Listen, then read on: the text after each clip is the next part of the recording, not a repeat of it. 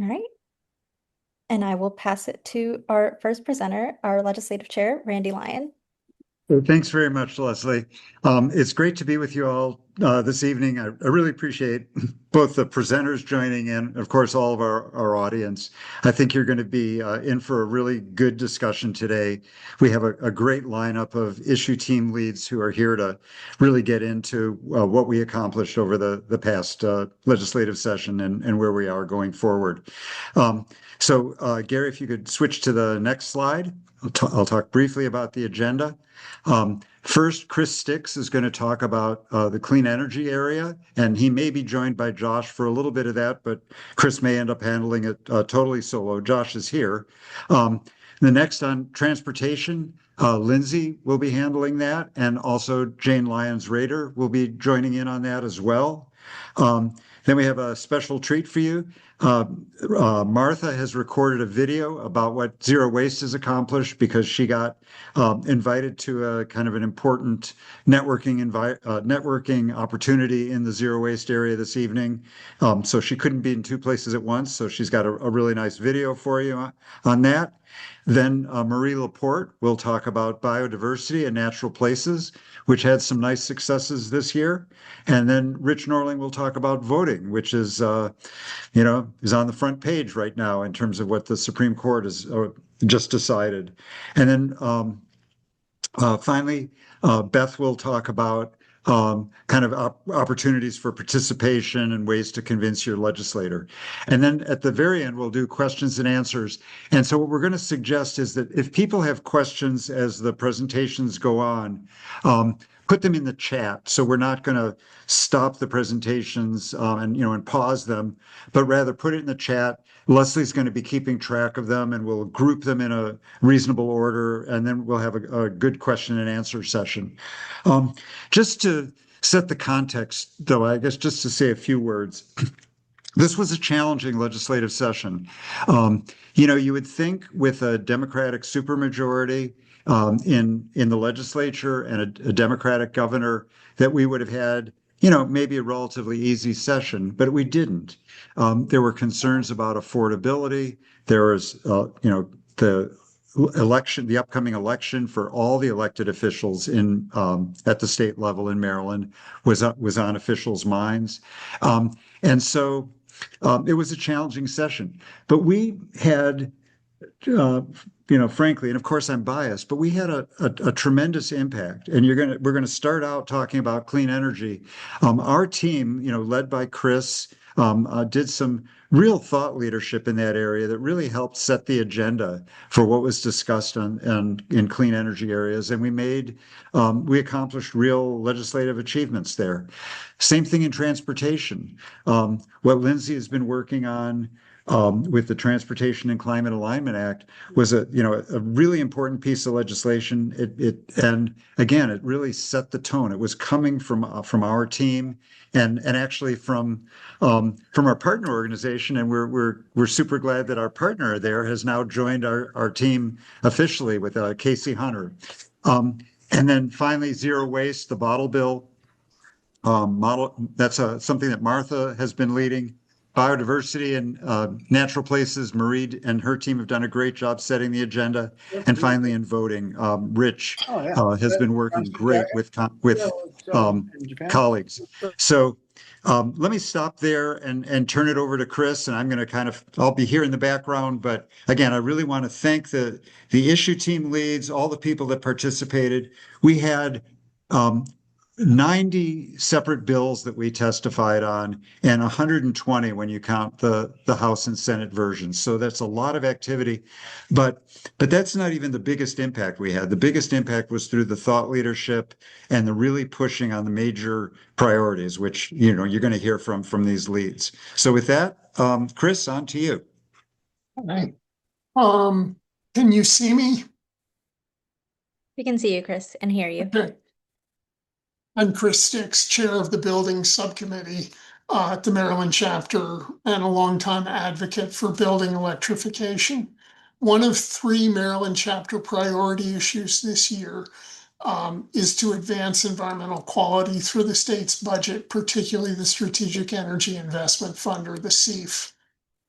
The SEIF is a fund that gets its money from utilities when they buy certificates for electricity generated by fossil fuels through the Regional Greenhouse Gas Initiative.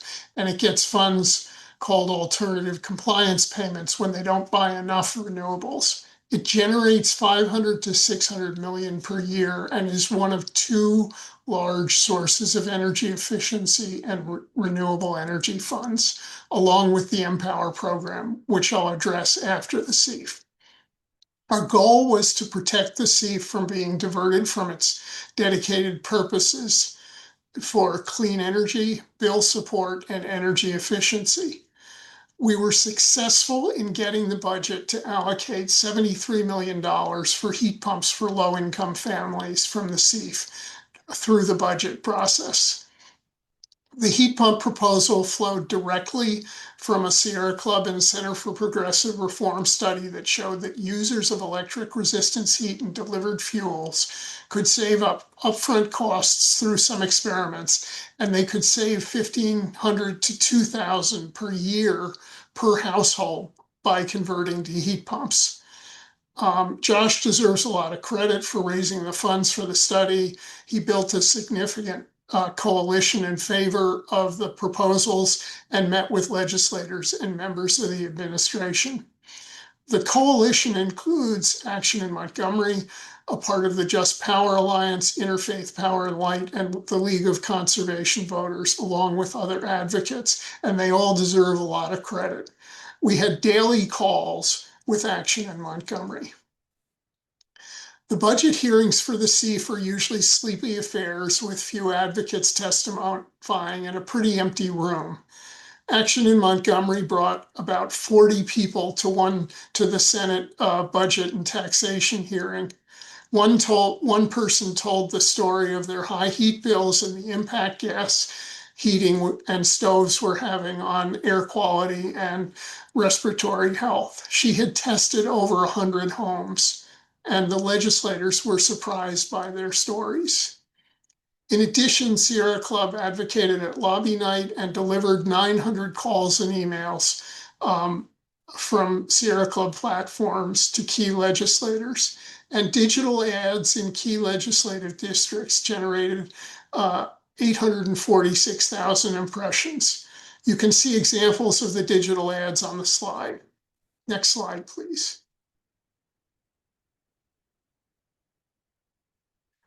Whoops, I'm sorry, let's go back one.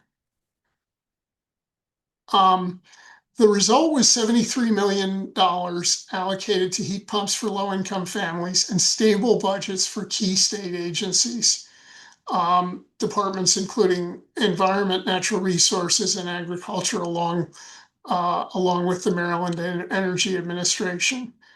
Those were two of our key goals for this legislative priority. I'm sorry, we need to move forward the slide.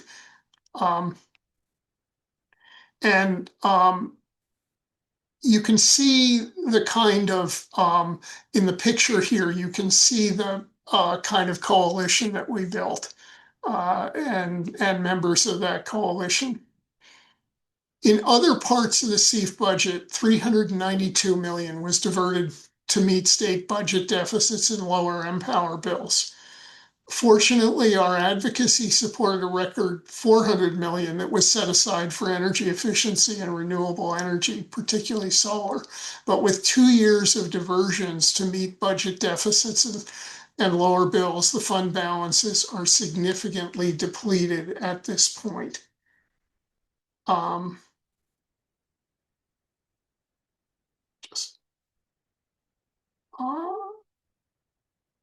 Next slide, please.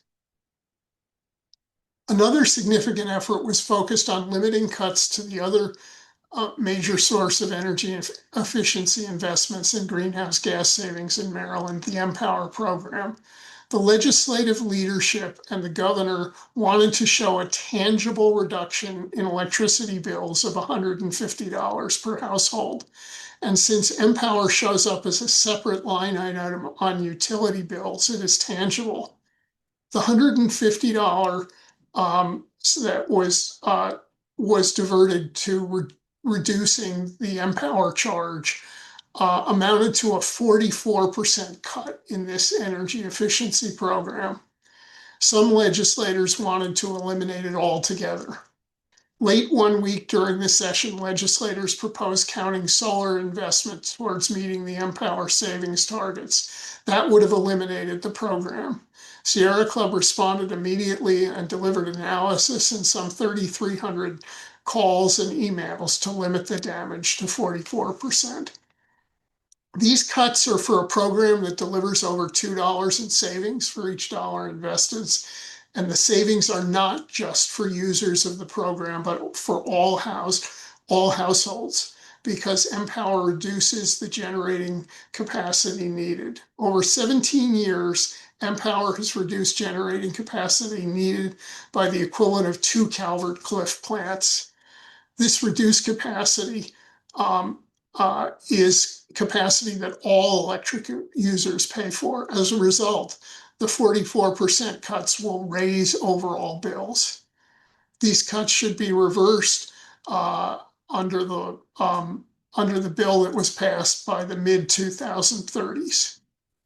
The Empower cuts were part of a larger energy bill called the Utility Relief Act, which had many positive provisions. Low-income Empower was preserved, although the low-income families get less than a proportionate share of the benefits. The Utility Relief Act requires data centers to cover their full cost, including generation and transmission, limiting the impact on households.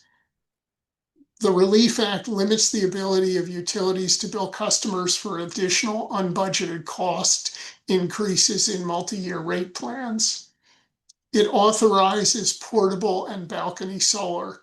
These small panels hang outside homes or apartments and plug into wall outlets. They're widely deployed in Europe, and they can cover a portion of the electricity in a small home.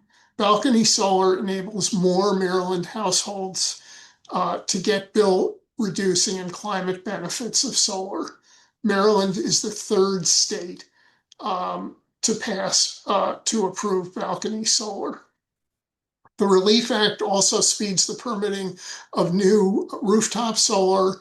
It supports the deployment of cost-effective utility-scale solar with a reverse auction, and it requires that developers and owners of transmission to consider technology to expand the capacity of existing transmission before building new infrastructure. There are some negative parts of the bill.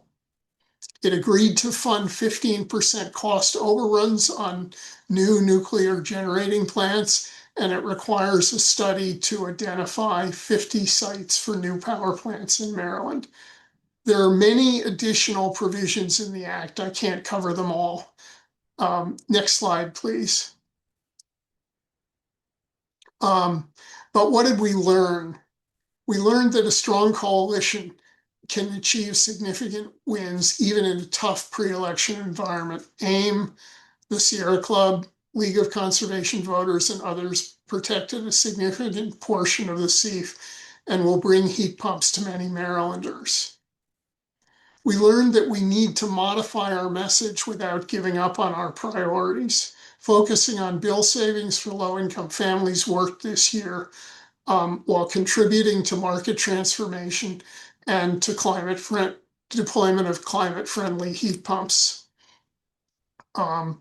We also learned that omnibus bills like the Utility Relief Act and last year's Next Generation Energy Act make it difficult to achieve our goals. They deliver surprises at the last minute, and we need to fight those surprises in the future. Next slide, please. We encourage you to get involved in our energy team and our building electrification team. One satisfying way to do it is to participate in our committees. The Energy Committee meets on alternative Thursdays at 5 p.m. The Building Subcommittee meets on alternative Tuesdays at 4:30. Now, let me pass the presentation to Lindsay Mendelson, who will talk about our transportation priorities. Thank you for listening. Thank you so much. My name is Lindsay Mendelson. I'm the Senior Transportation Campaign Representative with the Maryland Sierra Club, and really excited to talk to you about our transportation work this legislative session. So with that, if you can go to the next slide. So one of our priority bills this session, which is on year three or was on year three, is the Transportation and Climate Alignment Act, sponsored by Delegate Edelson and Senator Hedelman. And just to take a step back on what this bill was about, this bill is about shifting the way that we plan transportation projects so that we focus instead of building, big highway expansion projects focus on improving mobility through public transit, walking and biking, and transportation demand management, things like, carpooling incentives. And this bill would have required that, projects over $100 million that expand highways are offset with investments in transit, walking, and biking. And why we care about this, there's a lot of different reasons. We know, from many, many years of experience that highway expansion does not work. It just encourages more driving, and so the lanes just fill up again with more traffic. This leads to more air pollution, more asthma, more noise pollution. And not only that, it leads to more safety issues. There's a lot of instances where the expansion leads to more traffic on arterial roads, which results in more safety issues. And also, it doesn't solve our mobility challenges. There's a lot of folks that just simply don't have the ability to get from point A to point B very easily by car. And so, really thinking more holistically at ways to make sure that we're planning a system where people can move around instead of just focusing on cars moving around solves a lot of different environmental challenges that we have. So, when we focus on more of those walkable, bikeable, transit-friendly communities, or even reducing the distances between, jobs and going to the store, that really helps to cut down on tailpipe pollution. But it also, improves access to jobs, education, and healthcare. As I mentioned, it reduces sprawl, which results in a lot of stormwater runoff and forest canopy loss. So there's so many reasons why we really need to change the way that we plan transportation projects. So, we have been on year three, and I'm going to go through the arc of actually a lot of the progress that we've made, even though the bill didn't quite get to the finish line this year. The bill did pass the House. It passed the Senate Budget and Taxation Committee. There was a lot of work in the Budget and Taxation Committee, hours and hours, with members in an informal transportation work group to really try to get it to the finish line. We were slated to have it go to the Senate floor on the Friday before the end of session. And then there was just not enough, movement to really get it with all the floor votes and a lot of other things that happened in the last, 48 to 72 hours. We just weren't quite able to get the time that the bill deserved to get it through the finish line, which was very unfortunate. But the thing that I think, we were really encouraged by is the fact that over the years, we've actually seen a lot of progress administratively and just with the arc of the overall bill. So the first year, when this was in 2024, we had a version of this bill that was really more focused on measuring the pollution from these big highway expansion projects and then creating a work group to figure out how do we cut this pollution. Year two, last year, happened after an informal work group was created over the summer because the bill was very close to passing. Parts of the bill actually got into Governor Moore's executive order on climate change to, require that they look at all the projects in the capital budget and make a course correction. And we were able to get a much stronger version of the bill introduced and passed the House last year in 2025. And then it didn't quite get there in the Senate Budget and Taxation Committee. But this year we were able to actually get it movement in the Senate, having Senate leadership make sure that they, kind of deputize folks in budget and tax to really make sure they could move it. Unfortunately, they just didn't still put the, time forward that the bill deserved. But I'm encouraged by the fact that the Maryland Department of Transportation is moving forward administratively with some aspects of this bill. So they are looking at ways to identify the pollution from all the capital projects in the budget and also set annual targets to reduce pollution from transportation projects. And so we're going to be really making sure that moving forward, they, stick to those commitments. And we, as you can see in this picture here, we're one group out of many, many organizations. We, over the years, have built a lot of amazing, coalition partners and folks that are dedicated towards this. So there are, was over 40 pieces of testimony from individual groups, hundreds of comments and phone calls. Each year, more and more organizations really became part of it. And it was no coincidence that this was more prioritized in the Budget and Tax Committee this year. They really heard from folks. They heard from you all, and so we're going to be figuring out, how to move this forward, and we're debriefing with our partners. If you want to get more involved with this effort, please definitely let me know. Even though we really wanted to see it cross the finish line this year, we are still every year seeing that we're moving up the ladder and getting closer and closer to seeing this type of thing, this policy enacted. So with that, I'll turn it over to my lovely transportation chair, Jane Lyons-Rader, who can tell you a little bit more about the other bills that we worked on this session. Great. Thank you so much, Lindsay. Glad to be here tonight. So during the legislative session related to transportation bills, the Transportation Committee was able to submit testimony on 20 bills, and that's even more if you count the cross files with some of those bills. We were tracking even more bills. We were tracking 35 bills. And that was a collaborative effort between me and Lindsay and, of course, Randy, and many of the volunteers on the Transportation Committee, making it possible for us to submit testimony on all of those bills. And then the bills that we didn't submit testimony on, but there's still time to consider whether or not something does make sense to support or what we would say or not say. So a lot of effort all around went into putting all of that together. But I wanted to, in addition to thanking folks for their efforts there, highlight a few bills that we testified on that did pass the legislative session. So the first is additional design funding for the construction of the 5th Bus Division in Baltimore. And this is a really key infrastructure component to implementing the Be More Bus Plan. And this is a really comprehensive plan to improve bus and transit service in Baltimore. So that is really exciting.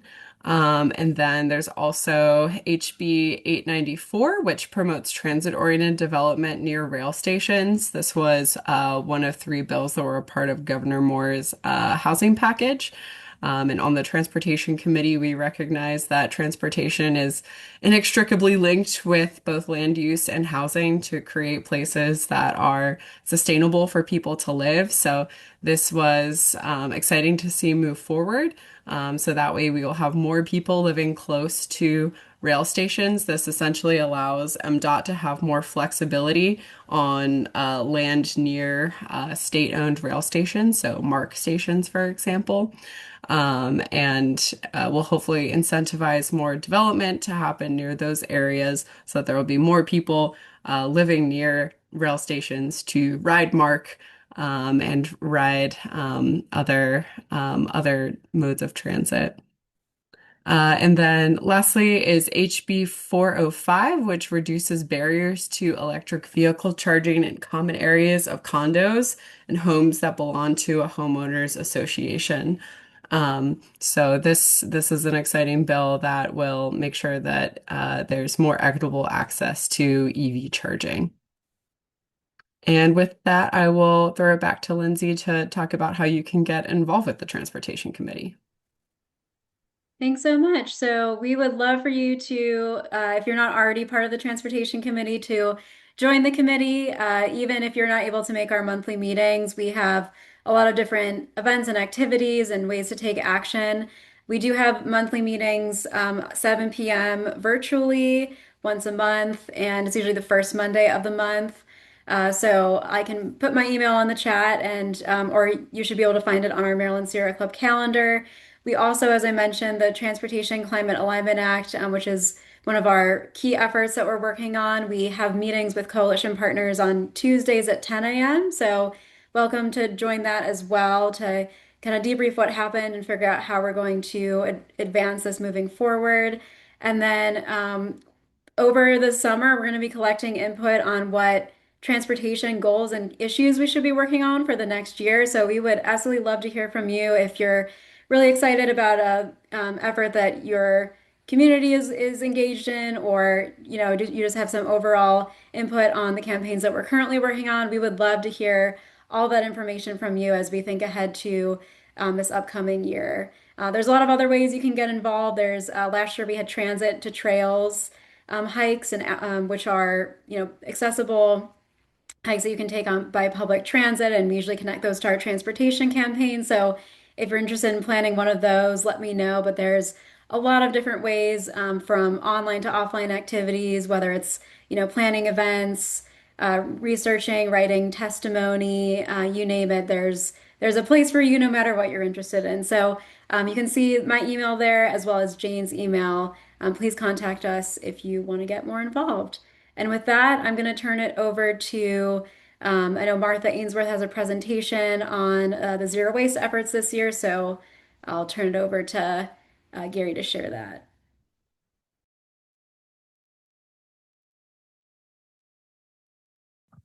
Good evening. I'm Martha Ainsworth, Chair of the Maryland Sierra Club's Zero Waste team, here to give you a short overview of the progress made on zero waste legislation, including on reducing single-use plastic this last session, the General Assembly. The most significant, impactful zero waste bill for the past 4 sessions has been the Maryland Bottle Bill, or more formally, the Maryland Beverage Container Recycling Refund and Litter Reduction Program. This bill continues to be a priority for the Maryland Sierra Club and about 24 other environmental, civic, and faith organizations that have been working together on the Maryland Bottle Bill Coalition. The bill would create a modern beverage container deposit refund system in Maryland to reduce beverage container litter and plastic pollution. It would divert about 3.6 billion beverage containers from the environment annually, of which 2.3 billion are plastic bottles. This would capture at least 90% of beverage containers sold in the state and reduce littered beverage containers by about 85%. We thank Delegate Jen Terrassa and Senator Ben Brooks for continuing their commitment in sponsoring this bill. During the 2025 legislative session, the bottle bill had significant momentum, passing the Environment and Transportation Committee. But the Economic Matters Committee, the secondary committee it was assigned to in the House, declined to have a vote. So there were significant headwinds in 2026. There's an upcoming election, focus on affordability, and on mitigating the impacts of the federal government's policies on Marylanders. This is a challenge to many of the zero waste bills in the state's 90-day legislative session. The Maryland Department of the Environment clearly indicated that it was stretched and unwilling to take on major additional responsibilities. Nevertheless, coming out of the 2026 session, the Maryland Bottle Bill is stronger. It has even more support and it's well positioned for the post-election 2027 session. In 2026, we had the best hearing yet in the House, and the major national organizations opposing the bill showed up in force. This was a sign they thought the bill might actually pass. For the first time, it received a strong support from the Maryland Municipal League, which previously was opposed to the bill, and from the Montgomery County government. The Coalition for High Performance Recycling, also known as CHIPPER, made a strong pitch and worked with advocates on sponsor amendments, bringing that organization in strong support as well. And significantly, the amendments required a coordination plan between the bottle bill and the extended producer responsibility for packaging bill that was passed last year. They reduced the responsibilities of MDE without weakening the oversight. They redefined producers. The producers are the ones that pay for and implement the bill, redefined them to be the corporate brand owners not the distributors. And they adopted reimbursements to recyclers for processing redeemable containers. And there were some very good signals of support from leadership of the General Assembly. The Environment Subcommittee invited the advocates to brief them on new sponsor amendments in a work session, even though there wouldn't be a vote. The new speaker replaced the leadership of the Economic Matters Committee that had declined to vote on the bill in 2025. Both the Speaker and the Senate President support the bill. And the Joint Chairman's report, this is a report as part of the budget from the chair of the House Appropriations Committee and the Senate Budget and Taxation Committee, required MDE to deliver a report by December 1st, 2026. And this is what it said. MDE has to submit a report on the estimated cost and logistical considerations to operate a Maryland beverage container recycling refund and litter reduction program. The estimate should include staffing level and personnel costs and the cost to obtain contractual consultant services to guide the program direction and implementation. The report should describe how MDE's extended producer responsibility program, which is actually in the regulatory stage right now, how it should be implemented so as not to preclude adoption of beverage container deposit program. So all of this puts us on a really good footing for 2027. Now, there was a victory for a zero waste bill this year for the on-farm organics diversion and recycling grant program.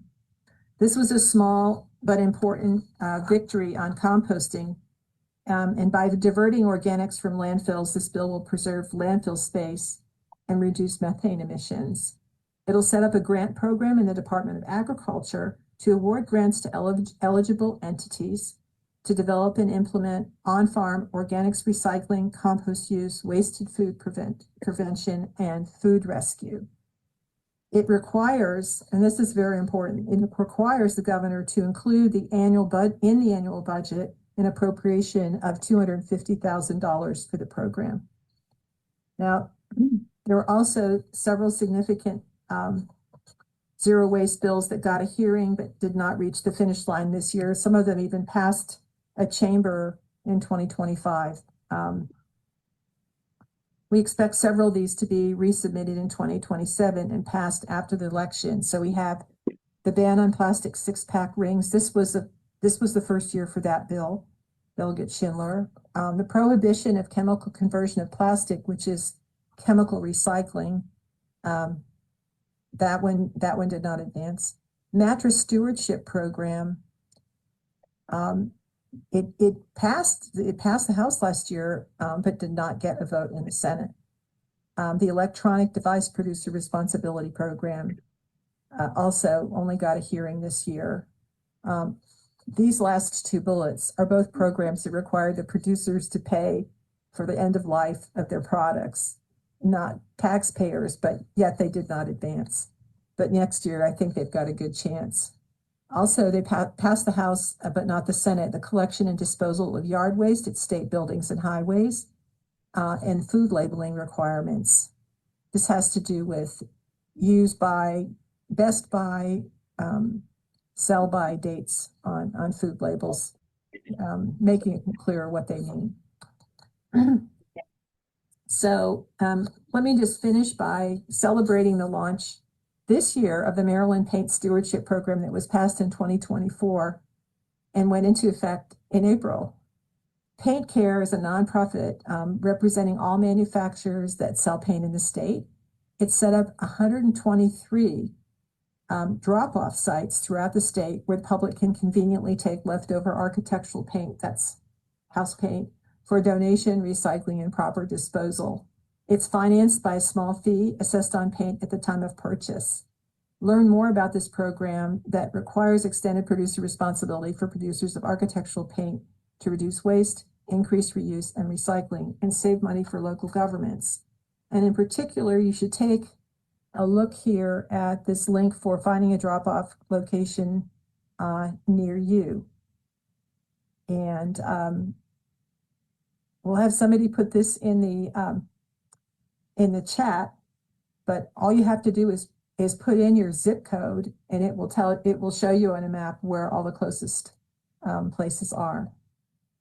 So thank you very much. And now I'm going to pass this on to Marie Laporte for Natural Places.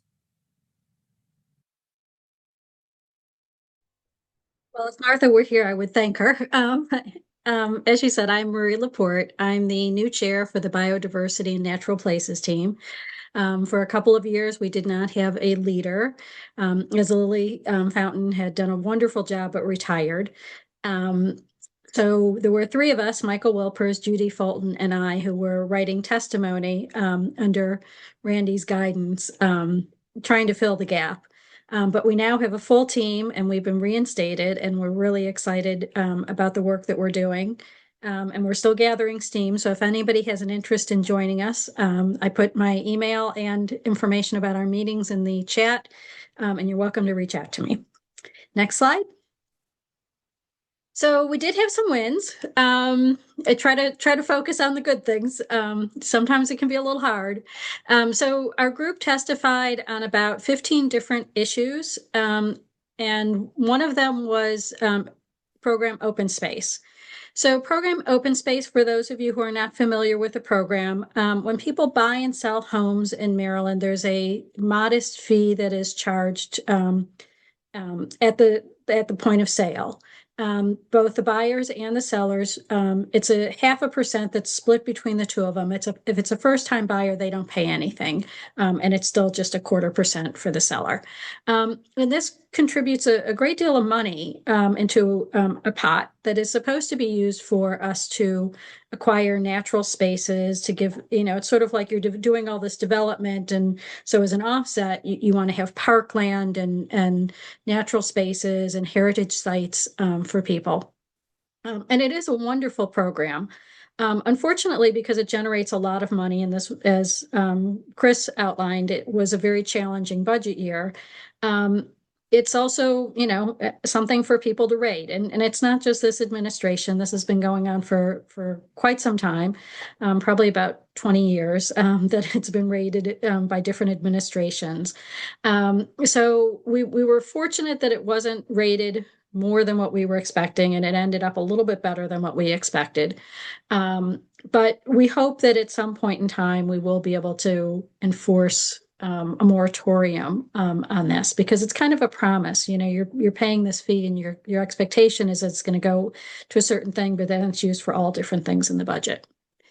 One other thing that was really important from a budget standpoint was that we were able to restore a staff position that was cut in error. That staff position was the only person who was employed to run the Maryland Native Plant Program, which was a bill that we helped pass in 2023. So it was really key. If we lost that person, it was like nixing the entire law that we had passed. So thankfully it was reinstated, and I think hopefully the people who are doing budgeting will not make that same mistake in the future. We also passed a bill to allow jurisdictions to regulate trees considered invasive in Maryland. This will allow counties and cities to develop bounty programs on trees like calorie pear and tree of heaven. A bounty program, the way it works in a number of states that have it, there are probably about maybe close to 10 states that have these in various places. You cut down this harmful tree, and you can either get, depending on how the program works, $100, or you might get a free tree to plant as a replacement. And it makes property owners more aware of the harm of these invasive trees, and tries to encourage people to do better choices. And this bounty program will allow them to choose any of the counties or cities who implement a program to choose anything that's considered invasive in Maryland. We also spent a fair bit of time on legislation trying to mitigate federal harm. I'm sure you're all very aware of all of the things that are going on in Washington. And this has been going on for quite a few years, unfortunately. It's not just with this administration, but it's also partly, because of the Supreme Court decisions as well. So in one situation, there was a a Supreme Court decision, Sackett versus the EPA, in which wetland areas, particularly like vernal pools, lost their protections. And so Maryland was able to pass legislation that will help us to protect those again.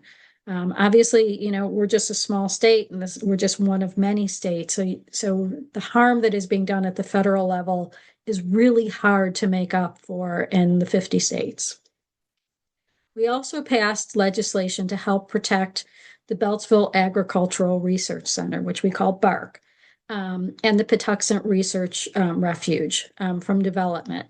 The reason is that the administration is contemplating closure. Actually, they've announced that they are decommissioning the Beltsville Agricultural Research Center, which is very concerning because there's ongoing research there that has value to us as Sierra Club members. For example, trying to preserve the American chestnut tree. They're working on disease-resistant varieties that have been growing for years, and you can't just pull up a tree and plant it someplace else. These sites also have a great deal of wildland that is really wonderful. So we can't stop the federal government, with Sierra Club, but in this case, but we can at least try to protect those lands. And so we were able to pass a bill. Delegate Lehman was the sponsor on the House side, and so we're hopeful that if they do close, and there's likely to be some litigation around this, but if they do, those places will be preserved for the counties to enjoy. We also worked on legislation to address weakening of the Endangered Species Act. The interpretation now is they don't want to consider removing habitat as what's called a taking. So taking could be considered hunting or killing wildlife, but also if you destroy their habitat, that's considered taking, because if they have no place to live, they're going to die. So the current administration is trying to avoid anything that suggests that habitat destruction is a taking. So our legislation will help to offset that a little bit. Another part of the original bill was to also address loss of protections from the Migratory Bird Act. Again, a new interpretation of this over 100-year legislation.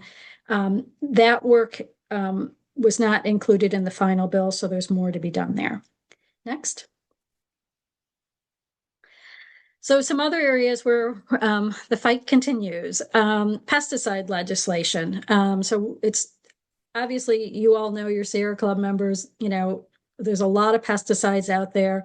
There's a lot of evidence out there that it is not good stuff in some cases.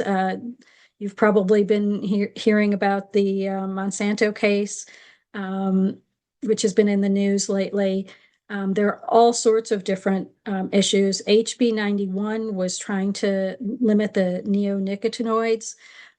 It wasn't really a model bill to us, but it was going to advance the ball a little further, and we were hoping that it would still pass. It didn't, but it did serve to educate.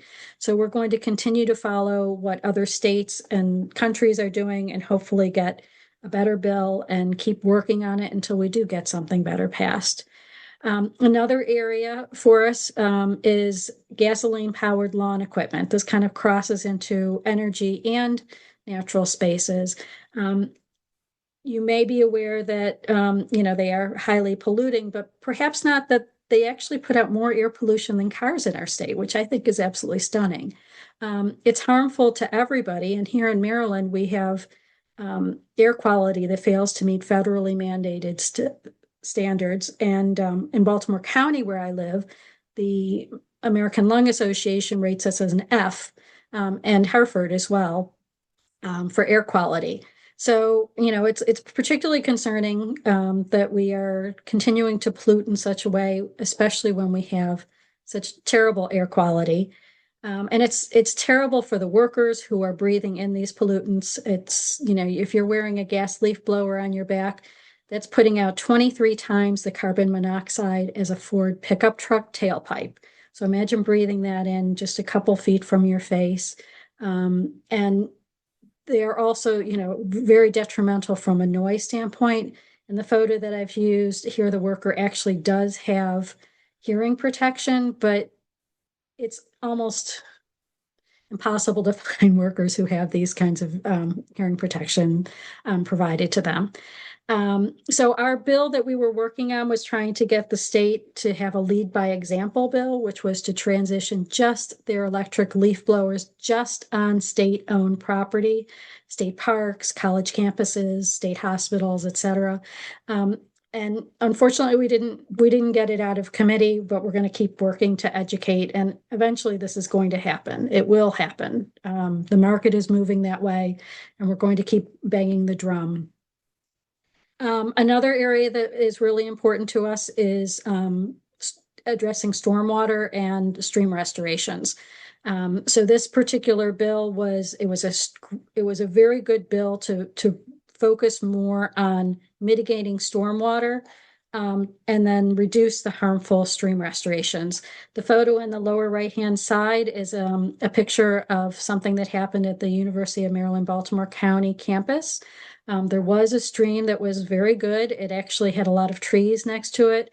It had not had any issues even with extreme storms, but nonetheless, with state-funded money, we went in and came in and spent $27 million, took down all these trees. And according to the forester, they don't think that it's going to even sustain a moderate storm now. So we're not doing things the right way. In 2027, we are also exploring legislation for states to have our state to have better habitat protection. So we're looking at what other states are doing. We're building on the success of Maryland the Beautiful, which was passed 3 years ago. Maryland has already reached its 30 by 30 goal by the way that they are choosing to define it, but a small fraction of that is fully protected land with high biodiversity. And so we really need to kind of shift the balance there a bit. And lastly, we rose to the challenge and we were continually looking at bills that we didn't know about, and they were either good bills or bad bills, and trying to write testimony on those. So if anybody has some really good writing skills and they would really enjoy working in this area, we welcome you to join us now or during the legislative session. We could use all hands on deck. And now I'm going to pass it to Rich Norling, who's going to talk about voting.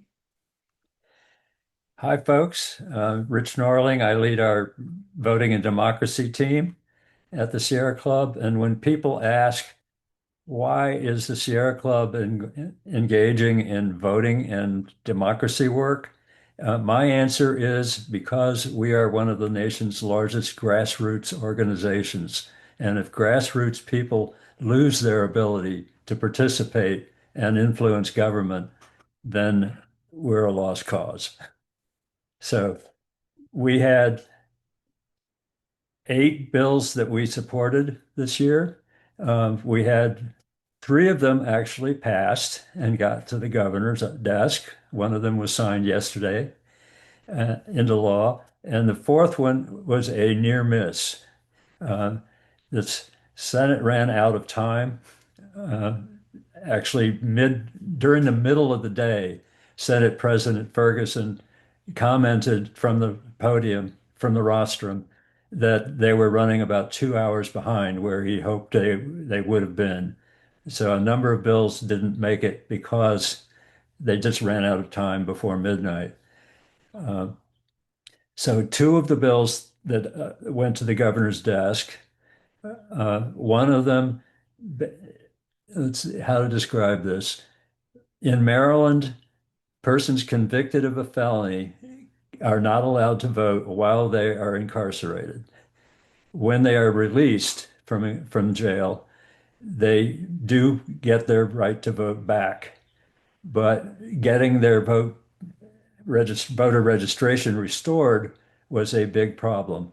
This bill basically says that if they had been registered to vote before they went to prison, that their rights to vote would be restored promptly, without a lot of extra work on their part. So that bill is waiting for the governor's signature, and I'm sure he will sign it. The second bill that I wanted to mention was when we vote for president, technically the Electoral College is actual people who were chosen, who swore that they would vote the way that the ballot said they would vote for president. But there's a thing called faithless electors who basically just vote their own preference, regardless of how they promise to vote. This bill basically guarantees that in Maryland, that will not happen. There will not be any faithless electors who lied to the voters. So next slide, please. Our two most important bills that we were working on. First one is the Maryland Voting Rights Act. We work in partnership with a large coalition led by Common Cause, the Maryland League of Women Voters, ACLU, and about 30 other state and national organizations working on voting and democracy issues. You may have seen that the U.S. Supreme Court this morning issued a decision basically gutting Section 2 of the Federal Voting Rights Act, which has been national law since 1965. That law basically says that when you draw districts, you cannot deliberately reduce the voting impact of minority groups, whether they're racial, language, or other minority groups. Maryland has now joined a number of states that are passing their own Voting Rights Act, basically because this decision by the U.S. Supreme Court was anticipated. So the Senate passed the bill early in the legislative session.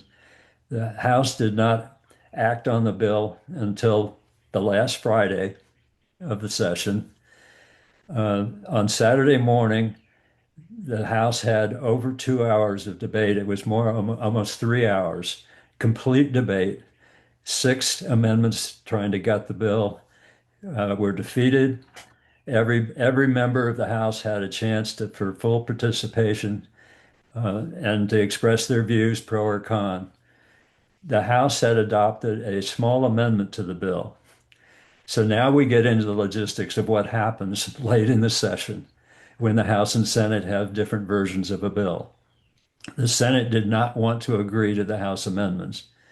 So they had to report a conference committee of 3 members of the House and 3 members of the Senate to meet to discuss and reach a compromise after negotiation. They did that, but they were running out of time. In the last 10 minutes of the session, 11:50 to midnight, the Senate approved the conference report. They had to shut off debate. And then they ran across the hall with the paperwork to the House of Delegates.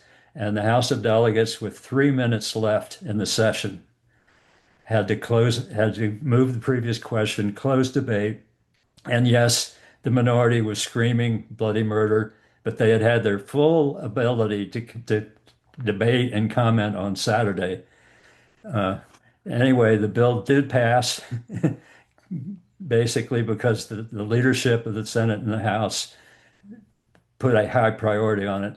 The governor did sign the bill into law yesterday, and it was just happenstance that the Supreme Court decision that was anticipated actually happened this morning. So Maryland does have laws now that says counties and municipalities cannot deliberately have election systems that discriminate against minorities.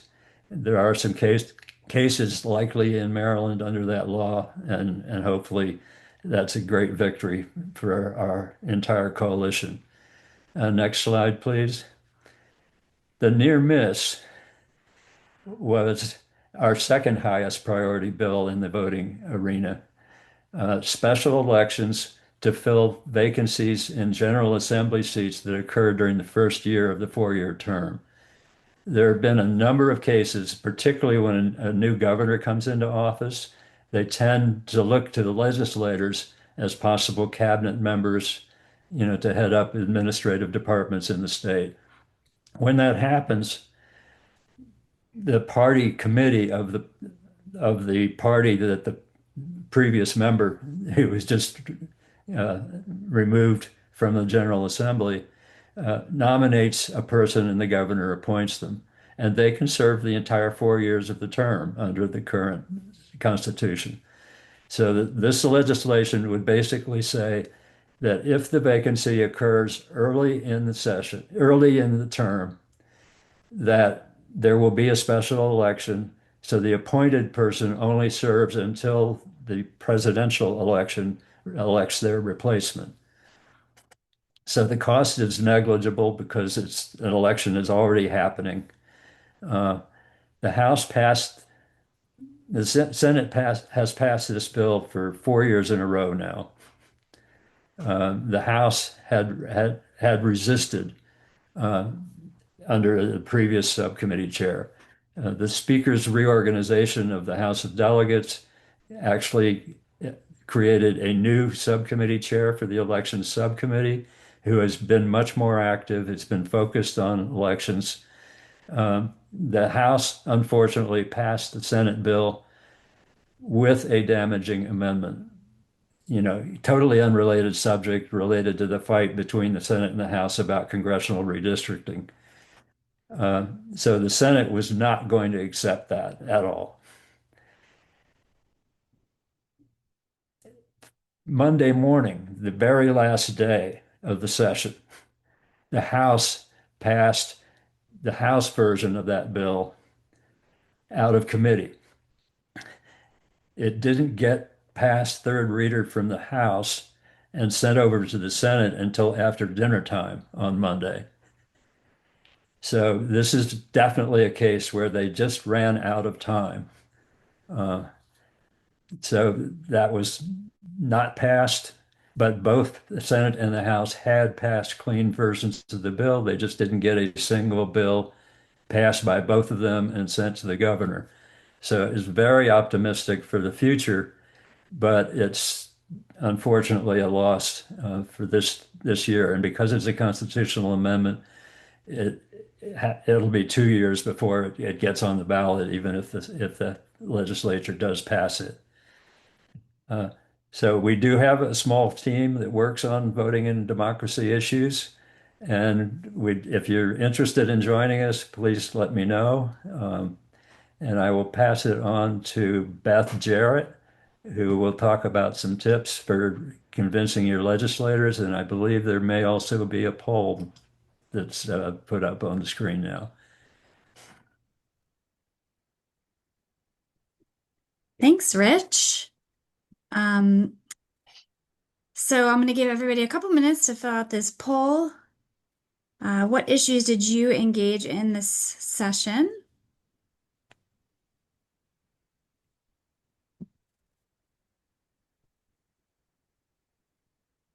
All right, we got a lot of responses coming in. Thanks, everybody.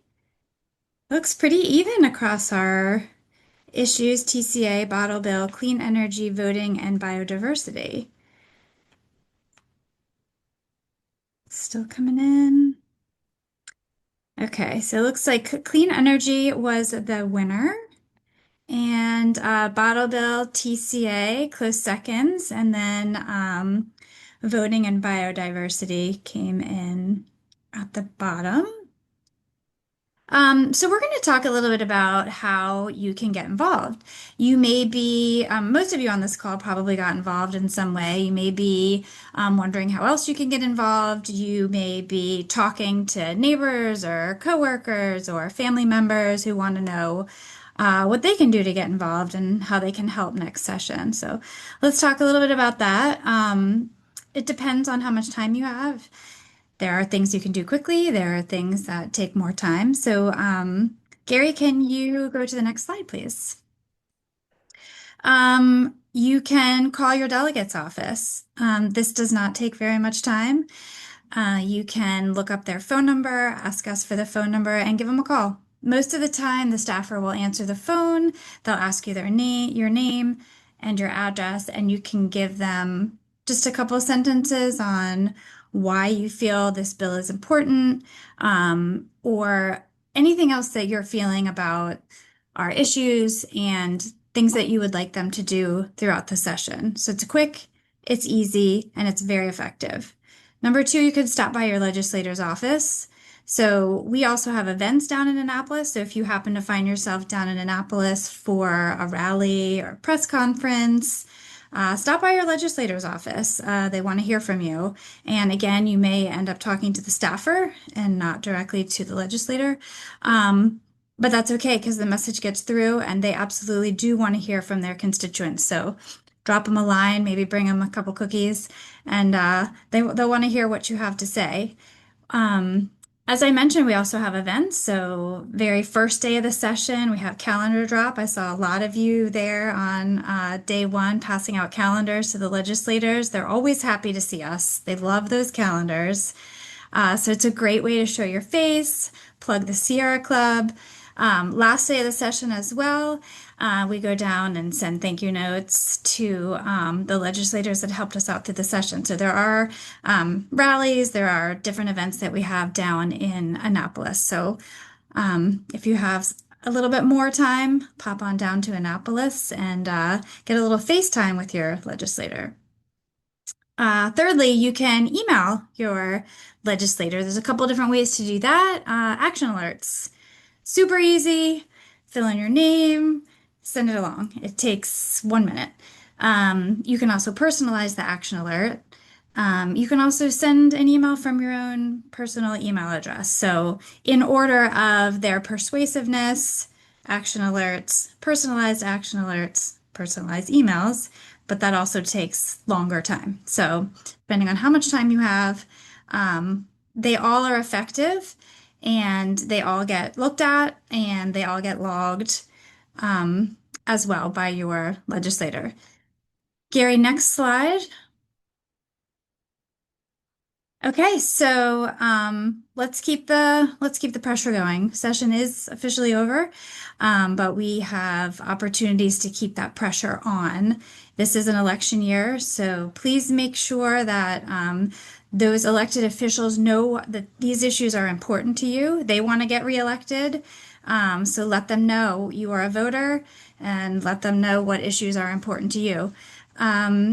Attend the town halls because a lot of these candidates and elected officials are having town halls now. So go to the town halls, ask them some questions, talk to them about what issues are important to you, talk to them about why certain bills didn't pass or didn't get voted for. And attend candidate forums. So a lot of candidate forums going on right now where all of the candidates are coming to the forums to discuss their issues. This is a great way for you to go and just hear about what the candidates are talking about, what issues are important to them, but also for you to ask some questions. Some forums are open and will allow you to answer questions. It's also a great way to just stay informed. The Sierra Club will also be putting together a green ballot so you can see which candidates are being endorsed by the Sierra Club. Okay, next slide. And more ways to get involved. So all of these people who have spoken today are leads of issue teams. So it's very easy to join an issue team. They usually meet every other week. So again, a pretty low time commitment, an hour every other week. Josh, you have your hand up.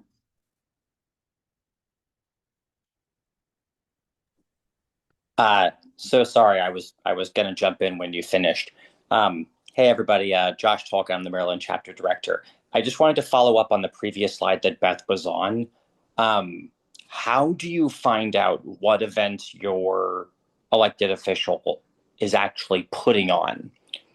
I just wanted to pitch three different things. The first is email all of your elected officials and ask to be added to their mailing list. Will you eventually get fundraising solicitations?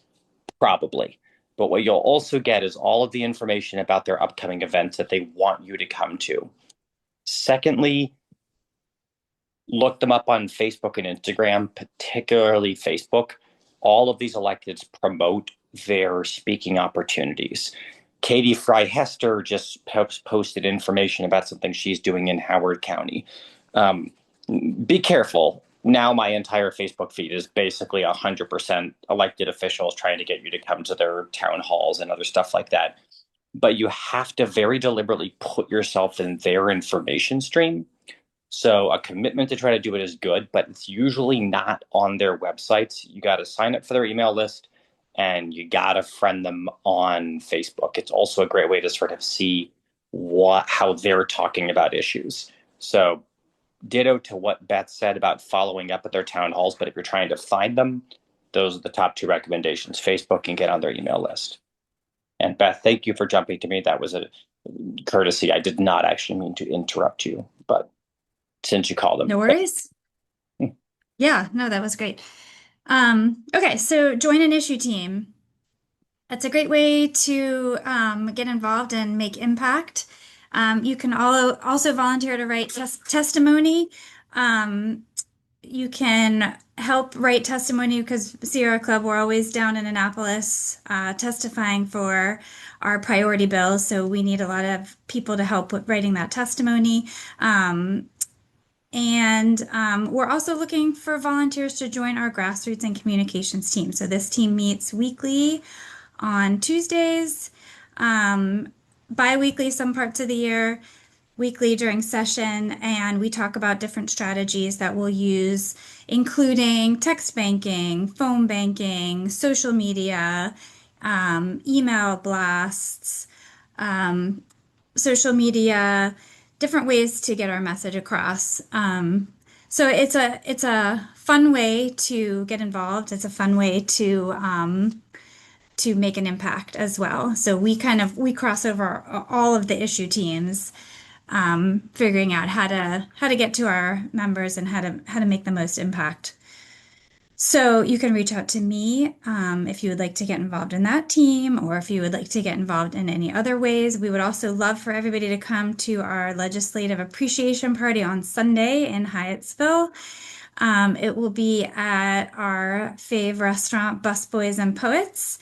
So come on down and join us. We'll have legislators there. We'll have food and drinks, and it should be a lot of fun. So hopefully we'll see everybody there. And I will put the registration link in the chat, unless maybe it's already there. And hopefully, oh yeah, it's already there. So you can register for that.